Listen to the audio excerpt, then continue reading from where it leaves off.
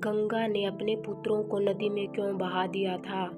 गंगा ने क्यों अपने 7 पुत्रों को नदी में बहाया था? एक ऋषि के श्राप से जुड़ा है ये रहस्य। गंगा ने जन्म देते ही अपने 7 पुत्रों को नदी में बहा दिया था। इसका कारण एक ऋषि का श्राप था। आज हम आपको गंगा से जुड़ी कुछ ऐसी रोचक बातें बता रहे हैं जो बहुत कम लोग जानते हैं। गंगा के संबंध में अनेक पुराणों में कई कथाएं पढ़ने को मिलती है। महाभारत के सबसे प्रमुख पात्र भीष्म गंगा के 8वें पुत्र थे। पुत्र की कामना से शांतनु के पिता प्रतीप गंगा के किनारे तपस्या कर रहे थे। उनके तप, रूप और सौंदर्य पर मोहित होकर गंगा उनकी दाहिनी जंघा पर आकर बैठ गई और कहने लगी, राजन, मैं आपसे विवाह करना चाहती हूँ। मैं जैनु ऋषि की पुत्री गंगा हूँ। इस पर राजा प्रतीप ने कहा, गंगे, तुम मेरी दाहिनी जंघा पर बैठी हो, जबकि पत्नी को तो वामांगी होना चाहिए।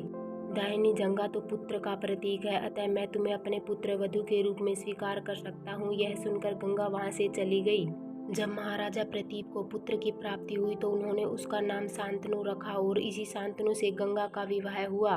शांतनु ने अपने पिता प्रतीप की आज्ञा से गंगा के पास जाकर उनसे विवाह करने के लिए निवेदन किया। गंगा ने कहा, राजन, मैं आपके साथ विवाह करने के लिए तैयार हूँ, लेकिन आपको वचन देना होगा कि आप मेरे किसी भी कार्य में हस्तक्षेप नहीं करेंगे। शांतनु ने गंगा को वचन देकर विवाह कर लिया। गंगा के गर्भ से महाराज शांतनु को 8 पुत्र हुए, जिनमें से 7 को गंगा ने गंगा नदी में ले जाकर बहा दिया। वचन के बंधे होने के कारण शांतनु कुछ नहीं बोल पाए। जब गंगा का 8वां पुत्र हुआ और वह उसे भी नदी में बहाने के लिए ले जाने लगी तो राजा शांतनु से रहा नहीं गया और उन्होंने इस कार्य को करने से गंगा को रोक दिया। गंगा ने कहा, राजन, आपने अपनी प्रतिज्ञा भंग कर दी है, इसलिए अब मैं आपके साथ नहीं रह सकती।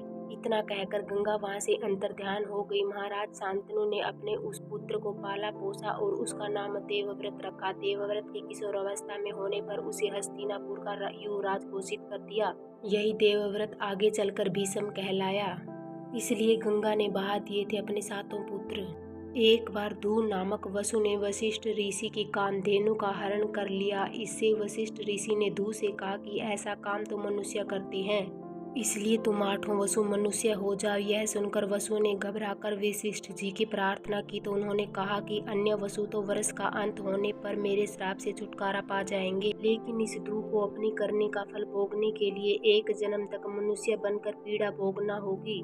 यह सुनकर वसुओं ने गंगा जी के पास जाकर उन्हें वशिष्ठ जी के श्राप को विस्तार से बताया और यह प्रार्थना की कि आप मृत्यु लोक में अवतार लेकर हमें गर्भ में धारण करें और जो ही हम जन्म ले हमें पानी में डुबो दें। इस तरह हम जल्दी से सभी मुक्त हो जाएंगे। गंगा माता ने स्वीकार कर लिया और वे युक्ति पूर्वक शांतनु राजा की पत्नी बन गई और शांतनु से वचन भी ले लिया। शांतनु से गंगा के गर्भ में पहले तो 7 पुत्र पैदा हुए थे। उन्हें उत्पन्न होते ही गंगा जी ने पानी में डुबो दिया, जिससे 7 वसु तो मुक्त हो गए, लेकिन 8वें शांतनु ने गंगा को रोककर इसका कारण जानना चाहा।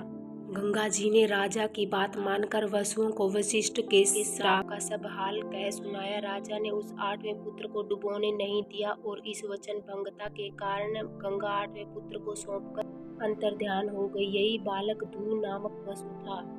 कहानी अच्छी लगी तो कृपया लाइक और चैनल को सब्सक्राइब जरूर करें।